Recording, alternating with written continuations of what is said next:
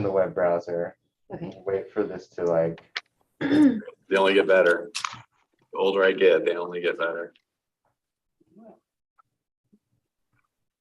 Okay. Open the web browser. So now you can close that. It's a great way to say that. And now you can. I really agree with you, Ruth. What? She's out of Did control. you hear what she said? Well, When was she she left? left? No. Oh, bullshit. She's in full shadow. So. Oh, adults. Keyboard applied. It's not here. That's right. Whereas Wow. keep me in check all the time too. It's like Scott. I just was looking at her like, I just want to tell her to. Okay, Settle down. okay. Sorry. We're here, we're ready to go whenever we get Now here. you're in the wrong locale. Okay, I'm back. Completely agree. Deputy Mayor Miller is on his way. He'll be here in just a couple minutes. Okay.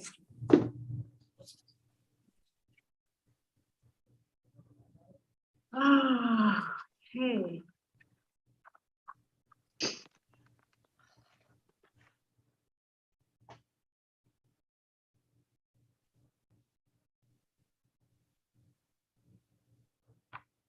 Are they having that block party, I wonder? I'm just looking at these, Which block party? that one that was in Olympia. I don't believe so.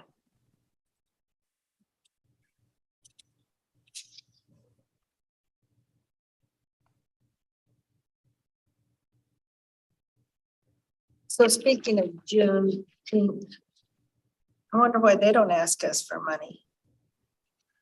You know, they've been doing that for 41 years. I know. And I mean, they definitely could. I don't have a sense how big the event is, but it could be I'm completely gonna go appropriate. tomorrow. I'll see you there. Okay, yes, Picnic Shelter C.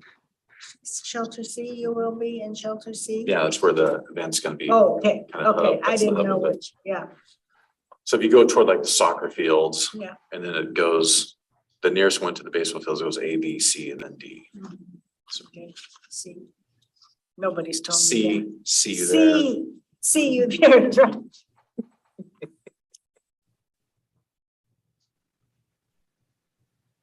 Oh, I think it's nice. Where have they had it? Where have they been having this?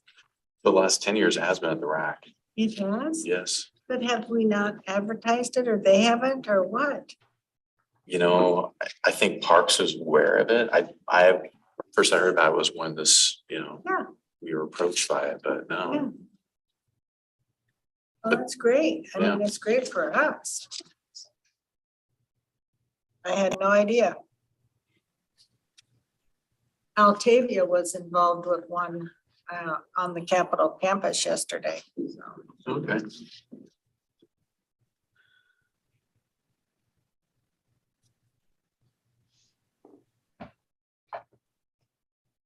do you have blankets here?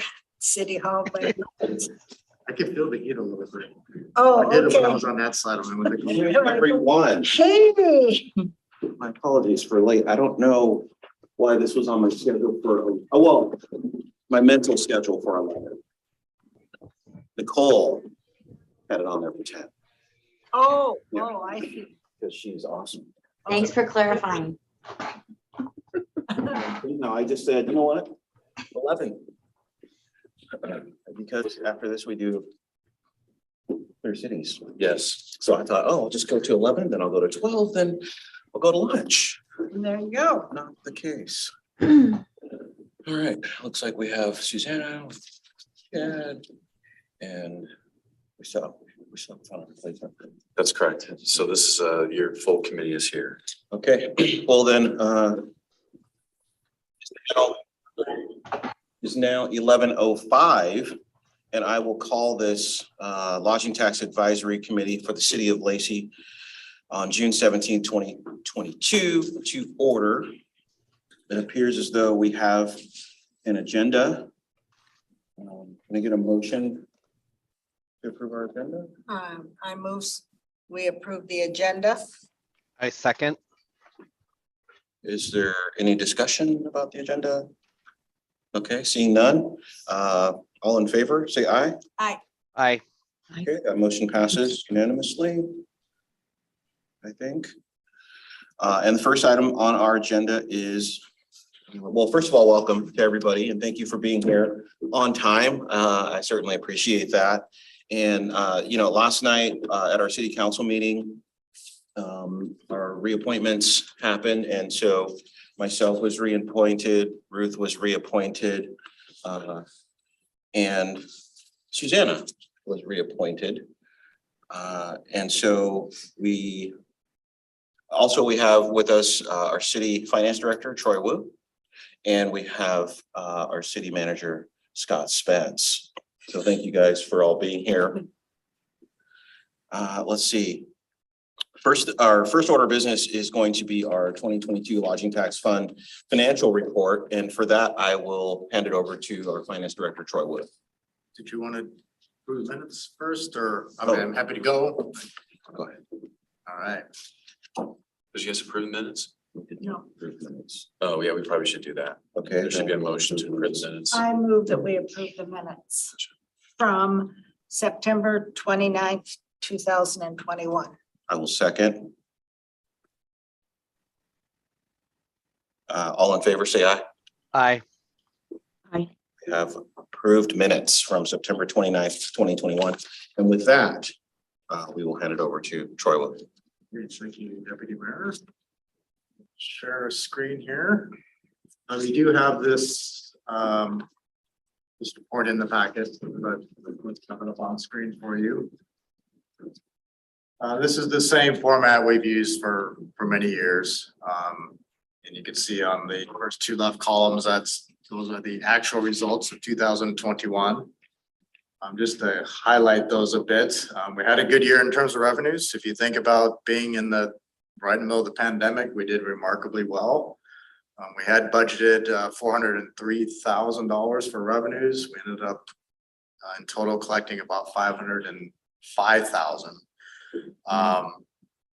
We actually, in terms of kind of historic perspective, we peaked in terms of lodging tax collections in 2019 at about 509,000. So 507,729 was pretty close to historical highs. So had a really strong second half of 2021. Think about the Washington reopening that started in, was it June? Okay. I think it was June. The last 2 years is a kind of a fog in terms of memory, but Yeah. I think June is when the, Washington Healthy Start began. That's when the mask mandate started to be relaxed. So definitely a strong second half. Oh, we did. Cabin fever. I do want to point something out. So what's relevant to that is, if you recall in 2021, we thought we'd have to use about $91,000 in reserve. So because of that positive cash flow, that was no longer needed and actually put more into the ending fund balance. Okay. So we're in a better position at the end of 2021 than we thought we were in the midst of the pandemic. Okay. Yeah, probably to the tune of $100,000. Went into the reserves. Okay. You can see the interest income is showing as a negative number. We did not earn negative interest. We did not lose money.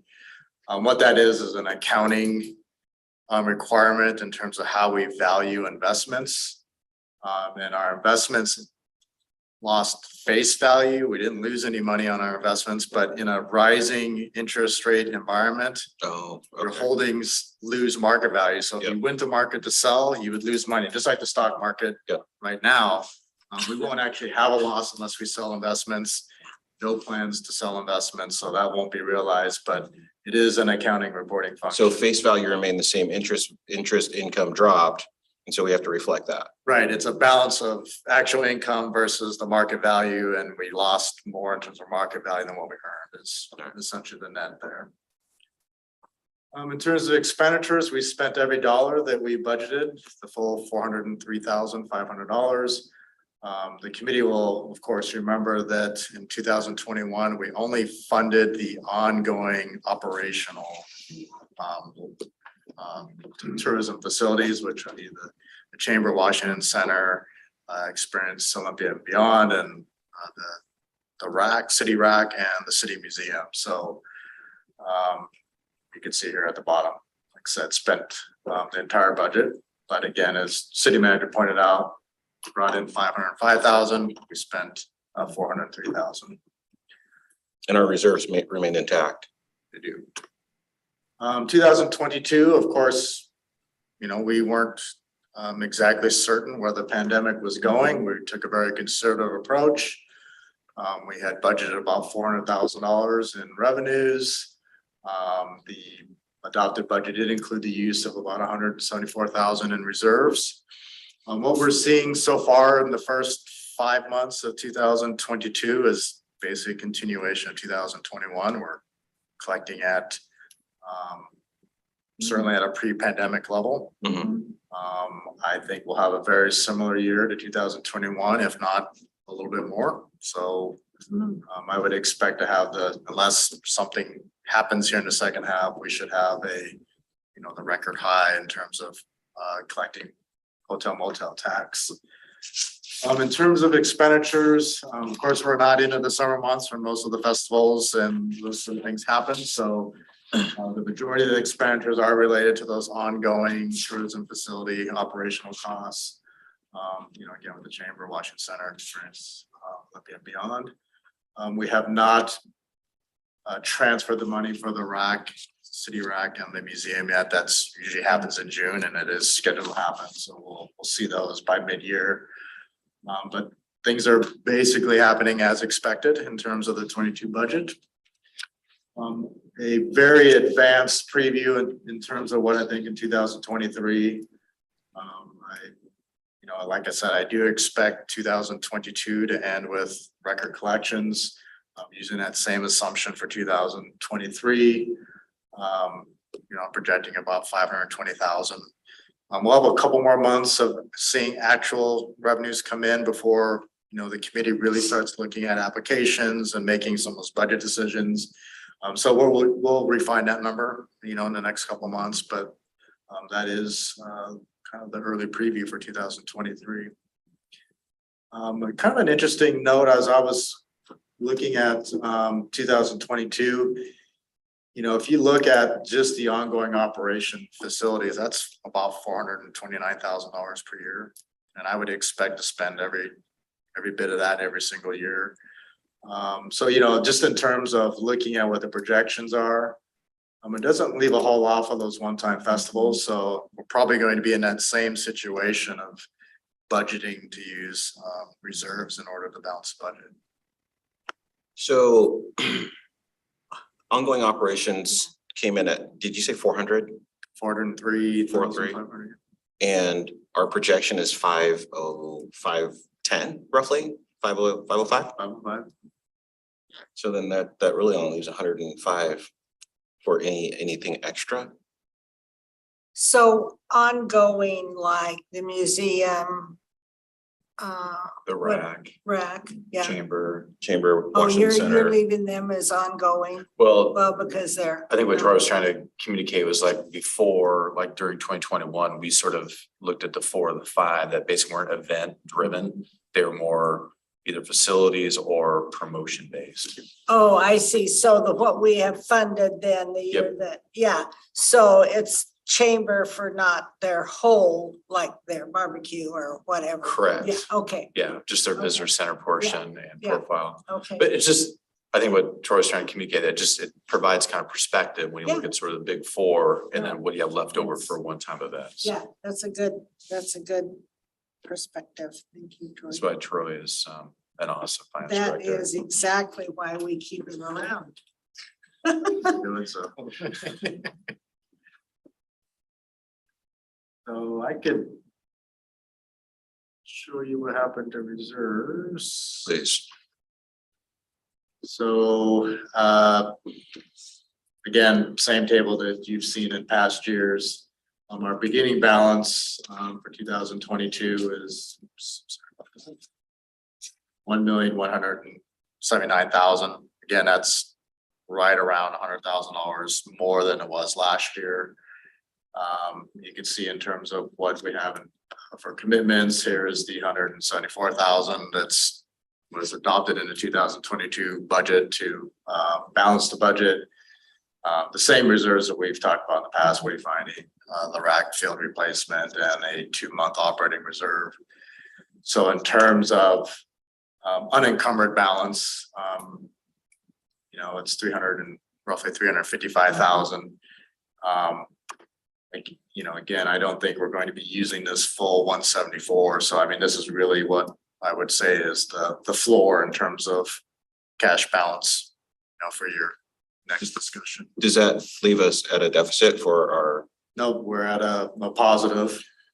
And I'd still point out that you still have 2-month operating reserves. You have almost $100,000 for, let's say there was a timing of issue with revenue coming in from hotels. You still have $500,000 that's been, I'll say, identified for future athletic field replacement. And you have a hangover project, which I don't know, Ruth may remember this, but we had a wayfinding program. We've done phase 1. There's technically future phases, and there's another reserve for $50,000 for future use. Is the rack synthetic field replacement, is that a 2022 thing? Well, we've actually upgraded all the fields. So the soccer field as well as the 5 baseball, softball fields. So we probably have another 7-ish years before we'd have to go through replacement again. Okay. So that's which is good to kind of stay ahead of that otherwise. Future dollars. Yeah. So we're looking at a projected available cash balance of 354,868. And that is to carry us through this next season, this next year of requests. It can, I mean, it's really considered unencumbered, so it's, you know, at the discretion of this advisory body to make that suggestion to the council whether you want to use it for operations. We do have another agenda item, you know, related to the Washington Center that, you know, that could be used for that as well. So it's, at this point, it's really at the discretion of the committee and the council to.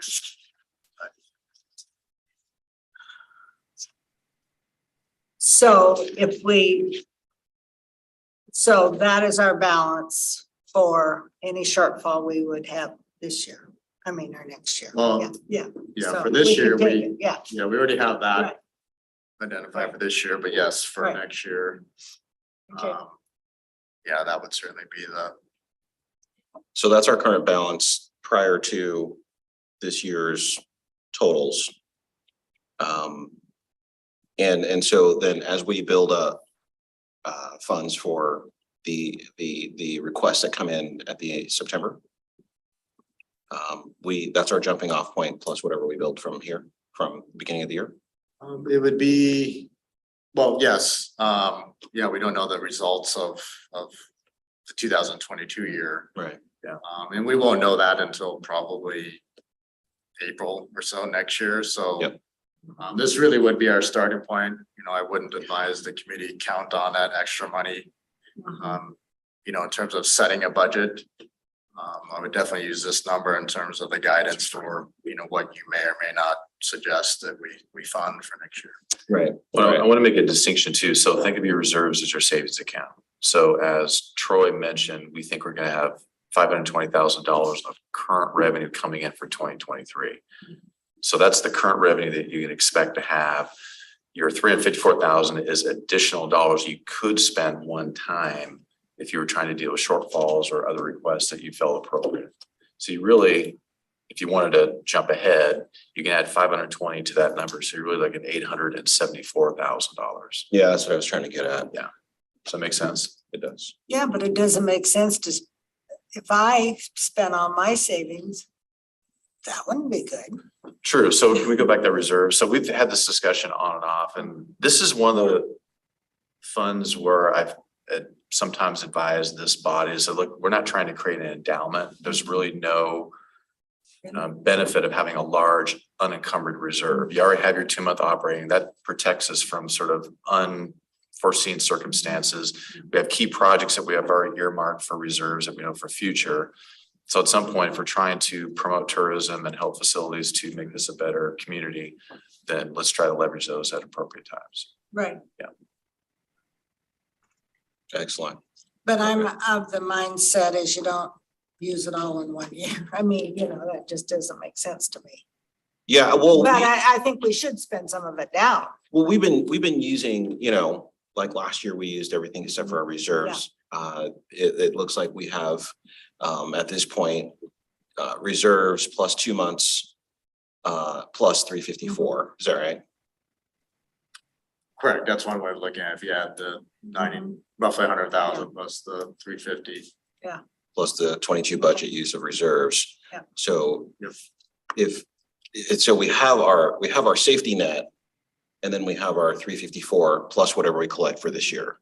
Yep. Okay, so just so everybody's clear, are you guys tracking that online there too? Okay. All right. Okay.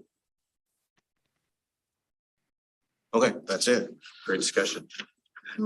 Thank you, Troy. So it just kind of, I appreciate you bringing all the numbers and so that we have a clear understanding of, where we stand and, what we thought, last year was going to bring. And it's all, very good news to hear that we exceeded our projections and we didn't fall short, and we still were able to fund all the different things that we funded last year. And I'm glad that we have a positive outcome. I know that we've never had numbers technically in the red, but it's good to see that we, exceeded our projections and that we do have our reserves intact, our 2-month operating, and a positive cash flow coming into the year, regardless of what we've collected so far in these first 5 months of the year. So that's what I call good news. And so with that, then, does anybody else have any questions about the numbers that they've seen so far this morning? No? Susanna, before we move on to our next agenda item, I wanted to check in with you and see how you guys are doing over there. How do your numbers look? How's your occupancy going? How's it going over there? We're doing really, really well. We've been at 100% mostly every night. So we're just, we're seeing a lot of the business pick up. It's hard to say how well we're going to do in July, but our forecast is 2 weeks, and it's been pretty steady. Okay, well, that is great news. Yeah. I'm really glad to hear that because sometimes, whether you know it or not, your operation is a barometer for what we see and experience here in these meetings. So that is additional good news. So, okay, with that, then we'll move on to our next agenda item. If everybody's feeling done with that last item, okay. So we will move on to the Washington Center request, and our city manager, Scott Spence, will have the floor for that. Great, thank you. And Chad, just to keep everything above board, this would be just a conversation that you wouldn't participate in. Absolutely. We're not looking for a decision, but more direction. Yep, So- absolutely. So just to get LTAC up to speed, and Deputy Mayor can also help as we continue this discussion. So a request was made actually before the pandemic. As many of you may know, that the Washington Center for Performing Arts is going through a major capital campaign and renovation where they've actually done, lighting. I'm saying the wrong name, but like the ropes for the curtains, everything, replacing and doing some major interior remodel in the lobby area, as well as replacing all the seats. So very extensive capital campaign. They have requested the city council to consider potentially investing $250,000 in that effort. The letters included in your packet, they've cited numbers that there's at least 11,600 visits by Lacey students. And there's a number of volunteers that are exceeding 1,000 hours. And obviously there's about 60% of any tickets sold are from the Lacey area. So that's why they're making this request. 60% of their tickets sold? I'm sorry, 16%. 16, yeah. We said 60. I was That'd like, be whoa. something. Yeah. So council had a fairly robust discussion about what is the best approach to this request. And ultimately what it came out was this would be an appropriate request made to LTAC. That being said, my recommendation is we typically try not to do one-off requests that are out of cycle, because it just sort of, it somewhat distorts the integrity of the process. As you know, multiple times through the, I'll say the past 10 years since I've been city manager, people make requests either for capital or for operating. My recommendation was that we would treat this like any other request. It would go during the normal cycle. And then LTAC would deliberate on the merits of those requests in totality and make the final recommendation.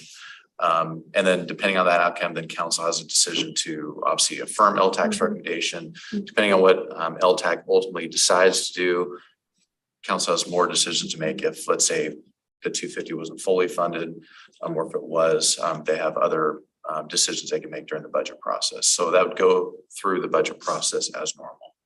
I totally agree with that. I mean, yeah, it needs to follow the process that anybody else would follow. Yeah, if like Scott said, well, I'll back up even before what Scott said. So these guys have been going through, a major remodel, and they finished the back of the house, what they call, the behind the stage stuff. And so I know that stuff is pretty expensive stuff. They were able to get that done. So they've taken advantage of these 2 years of, not a lot of events or 0 events, and have said, okay, you know what, we can do this capital campaign project and make the Washington Center something, bring it up to date, which is, admirable, because it's a pretty large building, and sound and lighting, I know for a fact, are not cheap, because I too, I'm a musician. And so, it's a pretty bold project in that, they diminished staff, they kept their core people, and they're trying to refurbish an event hall. And so, I think that, like Scott said, this is out of cycle. And so if we do something with them, for them, are we going to be subject to, other people saying, hey, well, you did that, you gave an exception to those guys, and then next thing you know, we're constantly looking at exceptions. And so, the council is in favor of helping doing this and so on and so forth, but we have to really stick to our rules and regulations that we have, because without them, this, we would be a council or a group of people just throwing money around. Right. And so on. So I like what they're trying to do, and I hope that the event space, from what I understand, and from the presentation that they gave us, the event space is going to look really amazing. They did show up and said, City of Olympia has contributed 3.9 million. Tumwater is also making a contribution, and so we were the last people that they came to, which is interesting because sometimes, when asking, sometimes I am the last person my kids come to. They go to mom first. Yeah. They go to, Sure was. and then they come to dad and like, hey, here's my shortfall. Can you see your way to helping me with this, and so on and so forth. So I appreciate that they went and did everything that they could, and then said, hey, is there something that you can do for us, help us with? So I'm sorry, did you have something? No, I will say, I did speak with Jill. I mean, this has put out a request for another 6 months, and they'd probably have to do some other means to find out what the outcome is, but it's maybe not ideal, but they can't wait till the end of the year for, a positive result, or at least a result. And then council would have to take up the subject, depending on what the decision's made here. Yeah, Well, I just think about if we make this exception to them, then, we've got the museum. There's a lot of people that, Sure. need money, or for renovations that we fund. Not a lot, but some, and I just think we need to stick to the path. So my question was, okay, this 250, this is in addition to their normal, Troy, what is their annual ask? So typically it's 30,000. Okay, so typically Yeah, 30,000. 30,000. Okay, so for some reason I thought it was more than that. Yeah, and they want to be very clear that they don't want to jeopardize that. They still need operating funds. And I think we recognize that this is a completely separate, specific, I'll say special investment that they're trying to complete. So not to try to compete with themselves when they make that request. So then let me just ask this question. So then if the museum decided they would like some of this money, they could still put in a special request too, right? They could, like any I mean, other, because we're, any other entity that had a tourism promotion Right. facility that was eligible could. Right. yeah. So yeah, we need to. And Washington Center is basically our only performance ball that we have in the region, I think in the county. I think the next nearest one is, I don't know that Tacoma has a performance. Chad, does Tacoma have a performance hall? That is similar or an equal size? Yeah, Tacoma actually has four or five different venues that are equal to about the size of ours. So, and they work closely with their city as well. So, And of course, we Yeah. know Seattle has. and Seattle and Portland, but we're a near stop between Seattle and Portland. We're that halfway point. So that's what makes us really favorable for our region, because we get a lot of one-offs.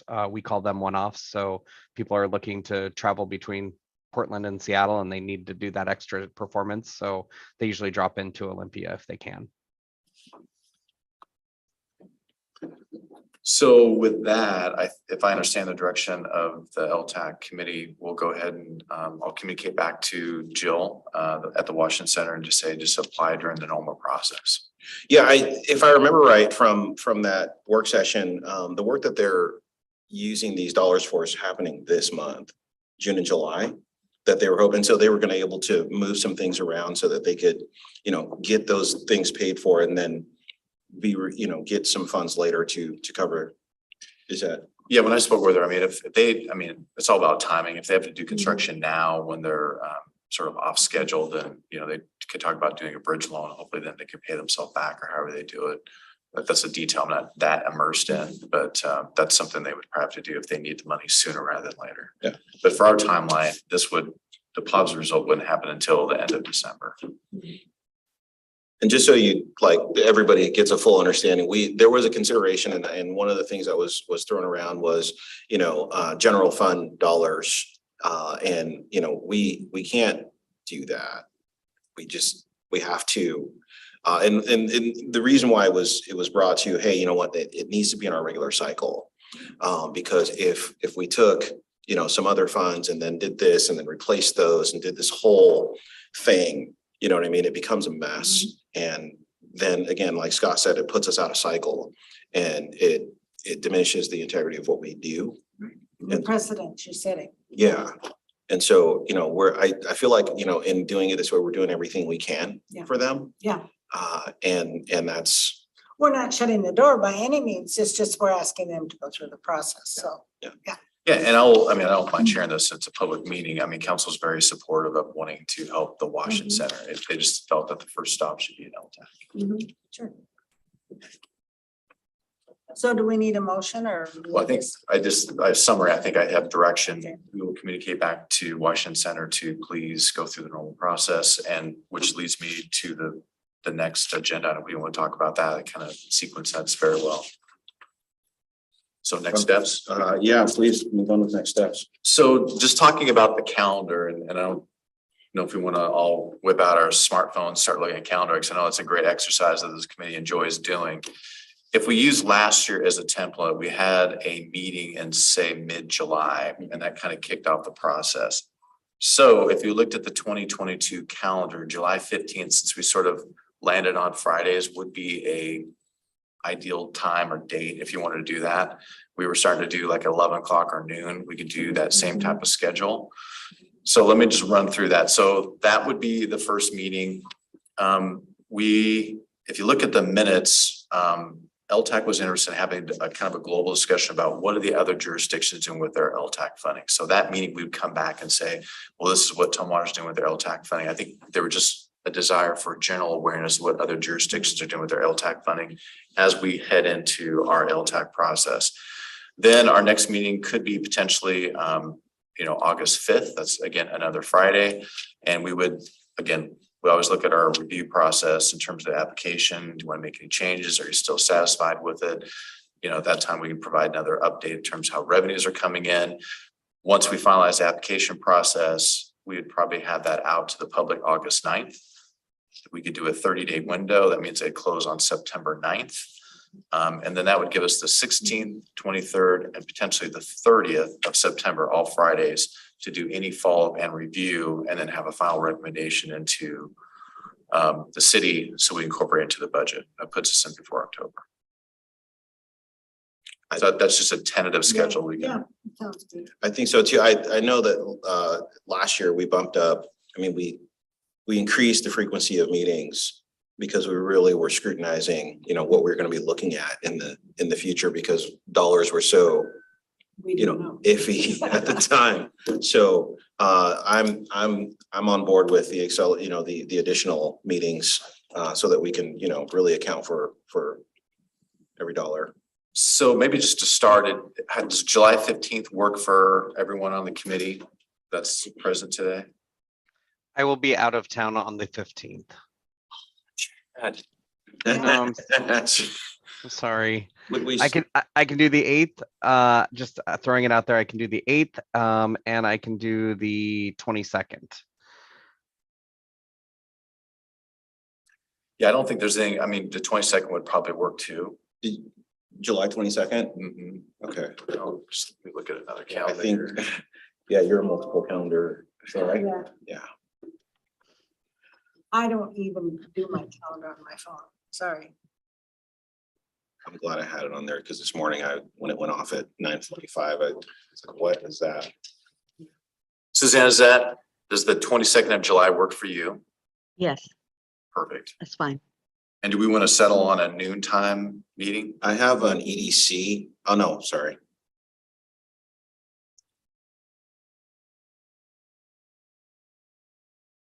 First.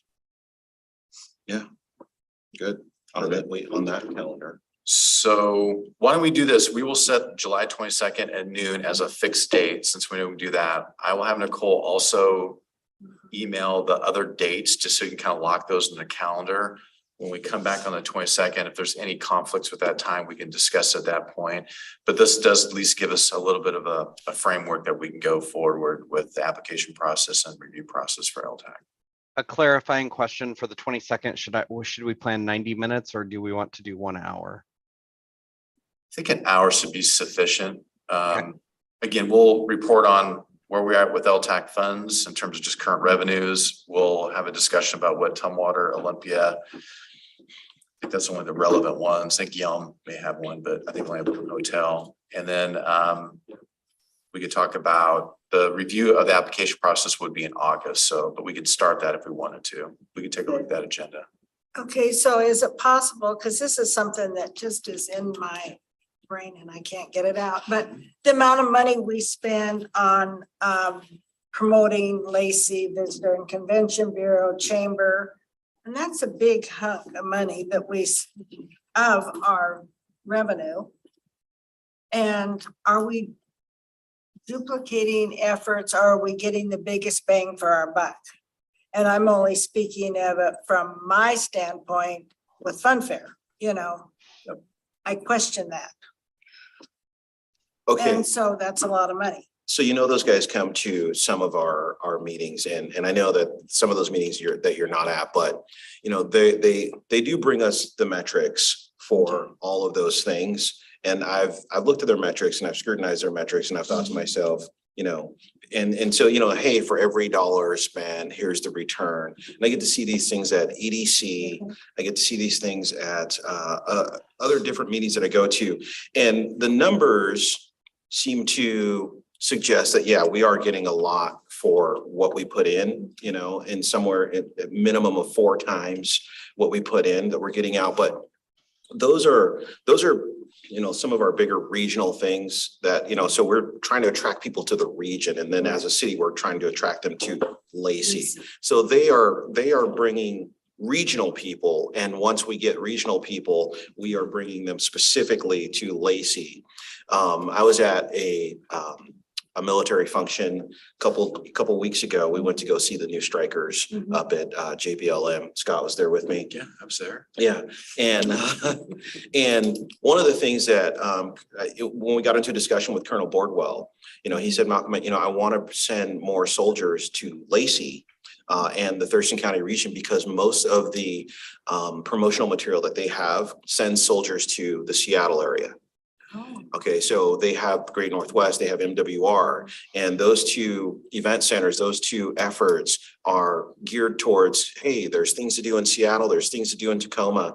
And one of the shifts that he had was, hey, we want to send people to Thurston County. Number one, the price to visit is lower. You guys have more parks. Not everybody can afford to go spend $100 to drive to Seattle, $100 to park, and $100 for entertainment. So I immediately turned around and called VCB and said, hey, it's time for you to earn some more of the dollars that we are giving you. oh, And I need you to make contact with Okay. Colonel Boardwell's team so that you guys can get this thing going. So, in one aspect, it's like, okay, hey, we're giving you these dollars. But in another aspect, it also gives us the latitude and leverage to be able to say, hey, here's an assignment. We need to get this done so that we can. So I am suggesting that we are getting our money's worth. Because I was able to reach out to them and I was able to put them in contact with Major Garrison and Colonel Boardwell so that they can start those efforts of sending more people to this area for these types of things. okay, so do you think there's duplicate efforts though with them and we give more money now to Chamber with Discover Lacey and this and that? I mean, are we? I think what we're doing is we're trying to, encompass two different things. We're trying to say, hey, we need to put dollars into a city effort, and then we also need to put dollars into a regional effort. Now, if for some reason we find that, a city effort is enough one day, then maybe we won't be doing both of the efforts. But at this point, it appears to be working because our numbers are obviously up, which is nice. Yeah. Yeah, so I'm suggesting that what we're doing is currently working, but only until it's not working. Mhm. I think it's always hard. And this is where maybe the community wants to have more discussion about what metrics do you want to define what that success is? Right. Or just have a more global discussion about what's the value proposition. The one distinction I see between the chamber and say VCB is that you do have a physical location in the chamber. Yeah. So if someone truly wanted to walk in and talk to someone and have that experience, Mhm. that's available. VCB obviously has a different sort of level of sophistication where they're doing their tourism promotion areas and their ambassador process and then they're using their website and other social media to kind of push out platforms for getting people here. So a little bit sort of different tactics. Yeah. You were at the award ceremony, right? Mhm. Because we hung out there. Mhm. Did you feel like the value proposition was? You didn't? No. Now, I've been to two of their annual meetings and one, they hardly mentioned Lacey, and that was years ago, and so we worked on that, but no, I didn't. I think you did a great job. But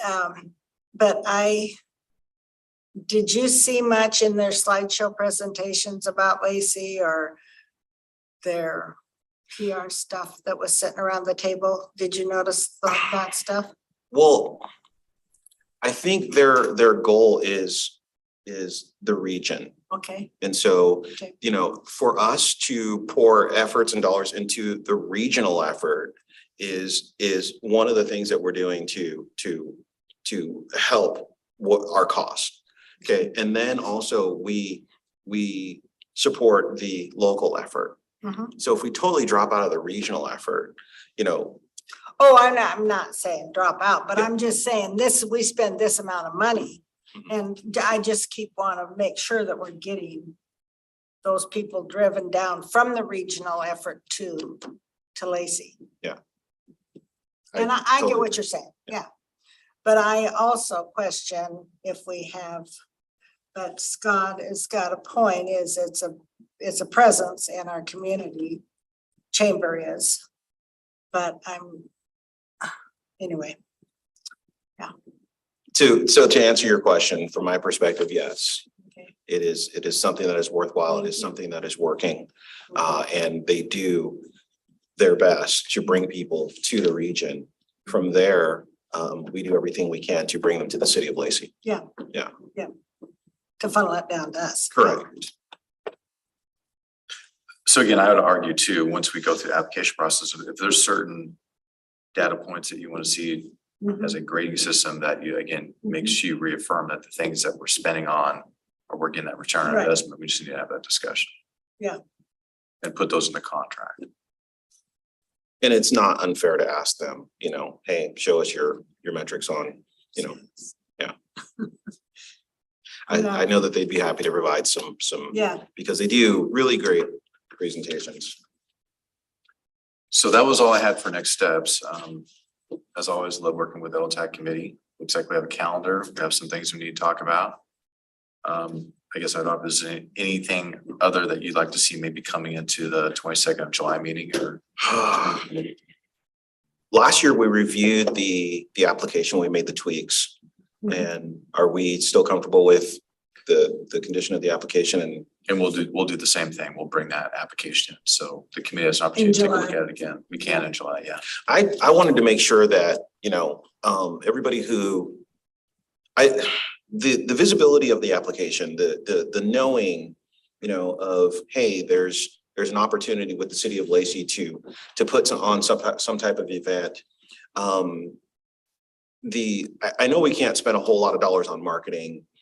We just don't have that kind of horsepower, but where it's going out to and who's having access is because there might be other entities, other people, other groups who just don't know. Yeah. Who don't know that, you know, you can put in an application, the city of Lacey will help you put on your event in terms of dollars. So my only question is, who are we reaching and how are we reaching them? Yeah, I think that's, well, I'll pick on Ruth. So I am somewhat embarrassed the fact that the Fred U. Harris Lodge for 41 years has been having the Juneteenth event and we were unaware of it. And obviously they were unaware to maybe approach us to ask for, you know, LTAC. So to your point, you're right. There are events out there that we either were unaware of because we haven't as a city maybe interacted with them. Obviously we've traditionally gone to, I would say, you know, people that participate in the past, they typically will get a reminder. You've been a funding partner in the past. Would you like to apply again? It's on our website. We push it out on social media. But yeah, there are some things that people either don't know how to do an LTAC application, never thought about it, or didn't even think they're eligible. So that is a gap I acknowledge. I'm not quite sure how we overcome that other than just sort of broadcasting it out. Yeah. to your point, do you remember when they had a marketing person at VCB, but it was called VCB then, and she said people would come to them and she would help them fill out applications. Yeah, Do I you would say. remember that conversation? I do, and I've been I'd say another traditional route that has happened is I'll use Polyfest as an example. So organizers sort of asked the council at that time, hey, could you give us funds? It was out of budget cycle again. And we typically don't fund events. We typically go through LTAC unless they're city events. And so that was an opportunity to direct them to LTAC and, you know, now they're funded for this year for, you know, Lacey Polyfest. So that's another route that typically happens too. So, I mean, we're open to suggestions of a better way to broadcast that out. yeah, And I think it's gonna make this committee it's a good problem to have. If there are more applications than money, then at some point we have to make a decision. Do you continue to sort of be, I'll say a legacy funder, meaning that you just do it in perpetuity? Or, and we've had discussions in the past, are we like a 3-year cycle, good luck? And you are able to fly on your own, or are you always going to fund those events year after year? right. Well, you know, our goal is to give people opportunity. Yep. And as long as we're doing that, I think we're meeting our mandate, but people can only take advantage of opportunities that they know about. Correct. And so I just want to make sure that, you know, it's that people know. And even as we were sitting here talking about this, I'm thinking to myself, okay, if you see an event, you know, do we get the name and of that event and make sure that they get to know about LTAC, or how do we go about, you know, getting the word out that this body exists for your benefit? Yeah, I would probably say the best interaction we're gonna have for events that maybe have never gone to LTAC would be through our park system. So it'd probably come through a rental and they're holding an event for the community. That's how we would be first to know about it. Mhm. And maybe there's an interaction with the Parks Department, say, oh, by the way, you may not know this, but you could be eligible for LTAC. You meet this kind of criteria, something for you to consider if you want your event to, if you need additional funds. That may be actually a fairly good way of trying to do that. Yeah. Because typically an event is going to be in our public spaces. And so they'd be interfacing with Parks Department. Do we put this on the, I know when I open my utility bill, I see all kinds of interesting things. I don't see it. Karina sees it and she reads it to me. That's what really happens. And you sit there and you have nothing else to talk about, so she'll read it to you. No, that's what she does. So why don't we do this? Maybe on July 22nd, we can at least maybe 5 to 7 minutes talk about, here's some approaches we're gonna do to kind of spread the word about available funding. And I know it's from somebody that was on the LTAC before me, kept saying to me, they were uncomfortable about us providing LTAC dollars to people that were using it as a fundraiser. Using our dollars to raise more dollars. And then they turn around and, anyway, that was just something that was said to me when I first came on this committee. So somebody that had been on the committee. Historically, LTAC, Lacey LTAC has had the, I'd say, privilege of being able to fund, I'll say in general, most of the requests, or at least 90% of those requests. I mean, at some point, you could take this to another level and sort of be more strategic in your blueprint, say, hey, we're only, maybe set aside a certain percentage of budget for just new events only. And maybe you are gonna do legacy events that have been here traditionally, or maybe you are looking for a new type of event and you kind of as a challenge grant almost. I mean, you could get to that level of sophistication if you want to do that too. If you're trying to drive certain things in the community. Right, bring people, yeah. Okay, well, I would definitely like to have that as an agenda item. Okay. And if I can add one more thing, going back to the application, if we can review, if I could get a copy of that before the meeting. I know that sometimes that we want to make changes or adjustments to it. I just want to, it's been a whole year. So, and actually we didn't put one out last year because we used the former one because we just funded the Big Seven or whatever, the tourist groups. So I'd like to see it again. So then that way I'm coming to you guys prepared and saying, oh, here's a suggestion or a wording issue. I think Ruth and I had a comment on it one time where we were like, oh, we should reevaluate that sentence or how it was structured. So I just like a chance to take a look at it. So I come prepared. That'd be helpful. So because we've talked about some additional items, if by chance we had to meet for 90 minutes, an hour and a half, does that still work with everyone's schedule? On the 22nd? So Chad's good, Suzanne's good. Would that be starting at 10? Well, it'd be like noon to say 1:30. Noon to 1:30, okay. Yeah, or we can go 11:30 to 1. Yeah, time today is not on your side. No, It's okay. okay, Malcolm. So, yeah, last night was council. It was also my wedding anniversary. Oh, no. And And it was a long council meeting. yeah. So it's, I'll cut you some slack. yeah, I just want to make sure that I'm budgeting time the right way and that I'm not, nothing's slipping like. So yeah, please, add that and. So we'll start looking at the agenda once we put it together with Nicole, and if we need the additional half hour, we'll put that on there. But it's okay to go into 1:30, it sounds like. I think it is. And Nicole, as you're sending out that application to Chad, would you mind sending it to the rest of the group? Yeah, that's what I think. Thank you. Okay, does anybody have anything else on next steps? Anything that you would like to see in our upcoming meetings? Anything that maybe you feel we didn't get covered in this meeting or was not an agenda item today? Okay, well, if there is none, then I will say that we have reached the end of our agenda. And if there's nothing more, then I'll call this meeting adjourned. Excellent. Thank you, everyone. Thank you, everybody. Thanks. Have a good weekend. Good conversations, huh? Troy, can you stick around for a minute?